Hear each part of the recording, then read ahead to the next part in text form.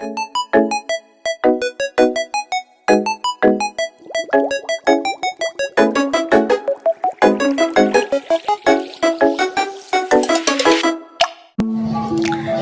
pada kesempatan kali ini kami akan membahas mengenai cara melakukan uji korelasi person dengan menggunakan SPSS. Nah, sebelum itu perlu kita ketahui dahulu konsep dasar dalam analisis korelasi, yang dimana uji korelasi bertujuan untuk mengetahui tingkat keakuratan hubungan antar variabel yang dinyatakan dengan koefisien korelasi, atau lebih disingkat dengan huruf R sederhananya. Uji korelasi dilakukan untuk mengetahui apakah variabel X berpengaruh terhadap variabel Y, sekaligus mengetahui tingkat hubungan itu apakah termasuk kategori sedang rap atau kategori yang sangat sempurna. Adapun jenis-jenis hubungan antar variabel X dan Y dapat bersifat positif dan negatif, yang dimana sifat hubungan antara variabel X dan Y ada yang positif, artinya kalau positif itu semakin tinggi variabel X maka akan meningkatkan variabel C. Sebaliknya ada juga yang bersifat negatif, artinya kalau negatif itu berarti semakin tinggi variabel X maka akan menurunkan variabel Y. Baik, pada kesempatan kali ini kami akan membahas cara melakukan uji korelasi person. Dan yang perlu kita pahami terlebih dahulu di sini yaitu tentang konsep dasar dalam analisis korelasi yang bertujuan untuk mengetahui tingkat keeratan hubungan antar variabel yang dinyatakan dengan koefisien korelasi atau lebih sering disingkat dengan huruf R. Sederhananya, uji korelasi dilakukan untuk mengetahui apakah variabel X berpengaruh terhadap variabel Y, sekaligus mengetahui tingkat hubungannya itu apakah termasuk kategori sedang erat atau kategori yang sangat sempurna. Selanjutnya, jenis hubungan antar variabel X dan Y dapat bersifat positif dan negatif. Jadi, sifat hubungan antara variabel X dan Y ada yang positif, artinya kalau positif itu semakin tinggi variabel X maka akan meningkatkan variabel Y. Sebaliknya, ada juga yang bersifat negatif, artinya kalau negatif itu berarti semakin tinggi variabel X maka akan menurunkan variabel Y. Seperti itu. Itu adalah konsep awal yang perlu dipahami dengan baik sebelum melakukan analisis korelasi. Oke, kita masuk ke langkah-langkah pengolahan data dengan SPSS. Di sini kami mempunyai data penelitian yang sudah kami rekap di program Word untuk mempermudah penginputan datanya nanti di SPSS. Yang pertama di sini kami mempunyai data kualitas sebagai variabel X dan data penjualan barang sebagai variabel Y. Dan kami akan mencari tahu apakah kualitas ini berhubungan dengan penjualan barang seseorang. Di sini kami mempunyai sampel berjumlah 10 sampel. Untuk proses pengolahannya di sini sudah ada aplikasi SPSS-nya. Kemudian di SPSS ini saya klik variabel view.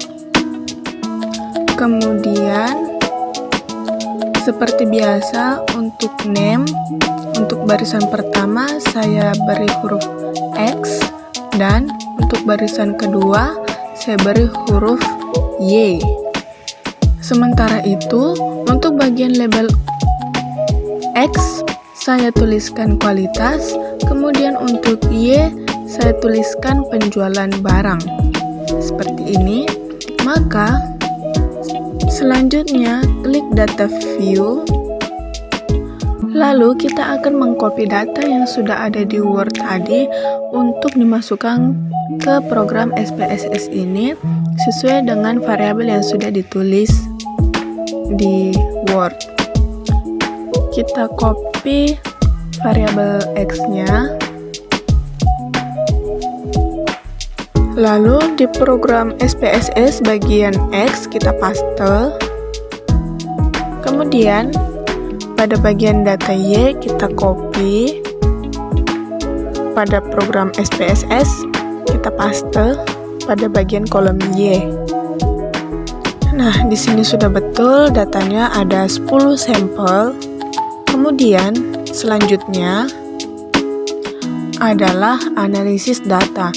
Saya pilih menu analis, kemudian pilih correlate, lalu pilih bivariate, lalu blok kedua data ini. Selanjutnya saya pindahkan ke kolom variabel. Pada bagian correlation coefficient diberi tanda centang pada bagian person karena kita akan menguji korelasi kualitas produk momen. Kemudian test of significant untuk two-tiled kita centang. Dan pada bagian flag significant correlation klik centang. Lalu yang terakhir tinggal klik OK. Nah, di sini muncul output untuk analisis korelasi yang mana sebelum kita jelaskan perlu kita pahami dulu tentang dasar pengambilan keputusan dalam uji korelasi sehingga kita nanti bisa menyimpulkan apakah antara variabel kualitas dengan penjualan barang mempunyai hubungan yang signifikan. Kemudian nanti kita juga perlu ketahui tingkat hubungannya itu seperti apa. Nah, di sini kami sudah mempersiapkan untuk dasar pengambilan keputusan. Kita simak dulu dasar pengambilan keputusan dalam uji korelasi. Di mana jika nilai signifikan lebih kecil dari 0,05 maka berkorelasi. Sebaliknya, jika nilai signifikan lebih besar dari 0,5 maka tidak berkorelasi. Dari hasil output ini dikatakan bahwa nilai signifikasi untuk hubungan kualitas dengan penjualan barang adalah sebesar 0,00. Artinya, karena nilai ini lebih kecil dari 0,05, maka dapat dikatakan bahwa terdapat hubungan antara kinerja dan penjualan barang. Kemudian, pengambilan keputusan.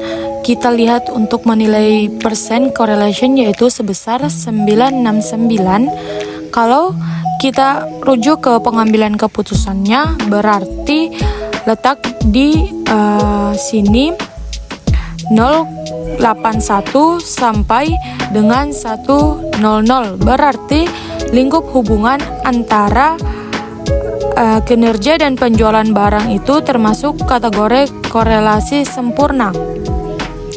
Kemudian, kalau kita mau melihat arah hubungan itu positif atau negatif, itu pengambilannya nilai pada percent correlation ini nilainya positif 969. Artinya, dapat disimpulkan bahwa kualitas hubungan secara positif terdapat penjualan barang dengan pengambilan hubungan correlation sempurna. Lalu ada muncul pertanyaan, bagaimana jika nilai signifikasi tepat angka 0,05? Kalau tepat pada angka 0,05, maka kita dapat menggunakan alternatif lain dalam menentukan apakah ada hubungan atau tidak dengan cara membandingkan nilai percent correlation dengan nilai R-table. Ketentuannya adalah jika nilai percent correlation lebih besar dari R-table, maka kesimpulannya adalah berhubungan. Sebaliknya, jika nilai percent correlation itu lebih kecil dari R-table, maka tidak berhubungan. Ketahui dulu nilai percent correlation sebesar 0,969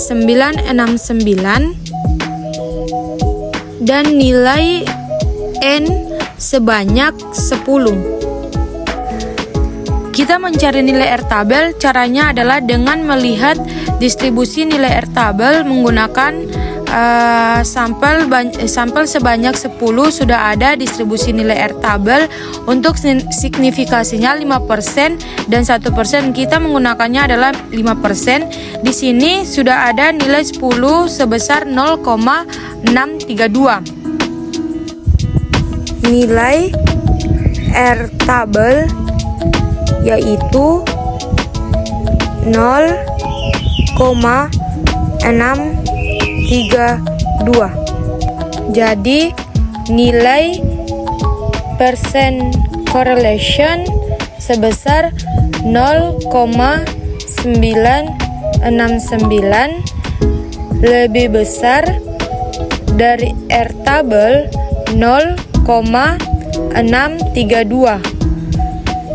Bisa disimpulkan bahwa kualitas dengan penjualan barang memiliki hubungan atau berhubungan.